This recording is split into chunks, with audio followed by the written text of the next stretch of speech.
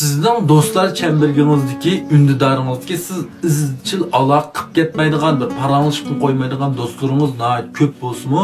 Ish bo'lmasa bularga bir bayramlarda bo'lsinmi bir ahvol so'rab, bayramlik bo'lsin bir uchurlarni yozib qo'ying.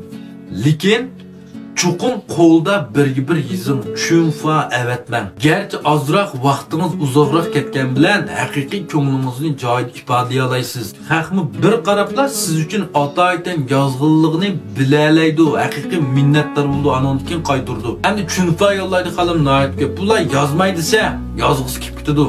Bir yozishga chidamay, chunfa qilib yollaydi. Hatta eliqi ismni o'zgarmagan ba'zichu kimden fırcıqıp evetkinden bilip qağılıdı, külüp gitme, ama bazı qarab, qız balığı yazğa uçur, oğul balığı gitip ağan yüzün çandırıp. Onundan yazmaylı qoyğınız yaxşı. Yazmışsınız yine işini bulmaydan, ben yazmağın ki onu yazmağın da dep oylaydı.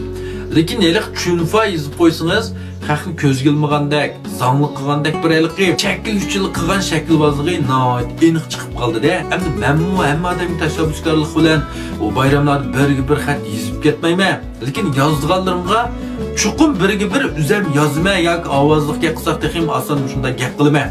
Chunfa evetmayman. Chunfa evetgandan gap qilmayli qo'ymay qolasiz. Endi hozirgi munosabatda tunishlar bir qadar ko'p. Har birimizning ünlüdarda bir 300 dan 1000gacha odam bor. Hammasiga bir 30 sekundda vaqt chiqarib xat yozib qilmasligimizni to'g'ri tushunishga bo'ldi. Lekin mushni to'g'ri tushunish bo'ldiki, chunfa evetganingizda hech kim to'g'ri tushunmaydi. Ama men yazmagan başqalar menden ahvol so'rab xat yozib qolsa, shundan qarab qo'lda yozganligini men uchun yozganligini bilganki, chuqur javob qaytarma.